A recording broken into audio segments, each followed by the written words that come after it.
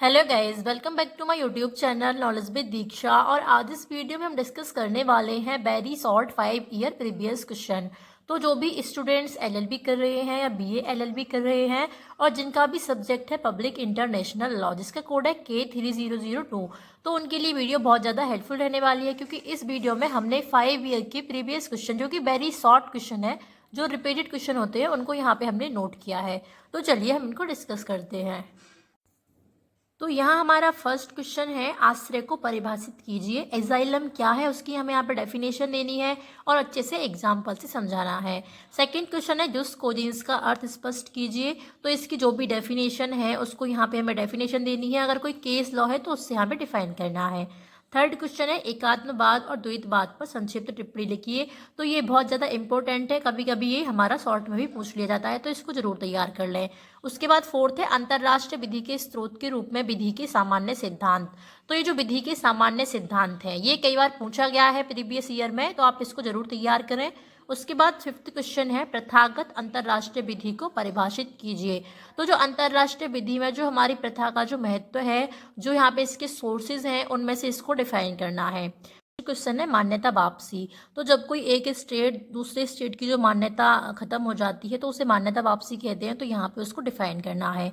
Seventh, शत्रुओं से संभय भार, इसको यहाँ पे हमें परिभाषा देनी है। एर्थ है, बाह्य प्रादेशिक आश्रय। अभी हमने ऊपर देखा कि आश्रय क्या है, और ये है बाह्य प्रादेशिक आश्रय। नाइन्थ है, अंतर्राष्ट्रीय विधि के स्रोत के रूप में प्रथा। यहाँ पे हमें प्रथा को डिफाइन करना है, जो इसकी सोर्सेस हैं प्रथा में, उसको हमें डिफाइन करना है। टेंथ है, महाद्वीपीय सामुद्रिक तल। तो ये कई बार पूछा गया है, तो आप इसको जरूर तैयार करें। उसके बाद 11th है, EEZ, अपवर्जित आर्थिक क्षेत्र। तो ये प्रीवियस ईयर में रिपीटेड क्वेश्चन है, तो ये वेरी इंपॉर्टेंट हो जाता है, तो इसको जरूर तैयार कर लें। 12 है, शत्रुरूपता क्या है। फिर 13 है, प्रत्यर्पण क्या होता है। प्रत्यर्पण इतना ज़्यादा इंपॉर्टेंट है, ये लॉन्ग में, शॉर्ट में और वेरी शॉर्ट में जरूर ही पूछा जाता है, तो आप इसको जरूर तैयार कर लें। उसके बाद 14 क्वेश्चन है, अभ्यारोपण की धारणा। 15 है, विधि स्थायी होनी चाहिए परंतु वह स्थिर नहीं हो सकती। तो ये जो विधि स्थायी होनी चाहिए परंतु वह स्थिर नहीं हो सकती, इसको यहाँ पे हमें एक्सप्लेन करना है कि ये किस तरह से हमसे क्वेश्चन पूछा गया है। उसके बाद 16 है, निरंतर यात्रा के सिद्धांत को स्पष्ट कीजिए। 17 है, संयुक्त राष्ट्र घोषणा पत्र क्या है। तो ये जो संयुक्त राष्ट्र संघ हमारा टॉपिक है, उससे रिलेटेड क्वेश्चन है। उसके बाद 18 है, राजनीतिक शत्रु क्या है। तो राजनीतिक एजेंट या राजनीतिक शत्रु क्या है पूछ लिया जाता है। उसके बाद हमारा 19 क्वेश्चन है, राष्ट्रीयता एवं नागरिकता में अंतर।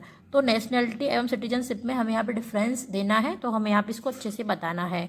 उसके बाद 20 है, आत्मनिर्णय का अधिकार। तो ये बहुत ज़्यादा इंपॉर्टेंट है वेरी शॉर्ट के लिए, तो आप इसको जरूर तैयार कर लें।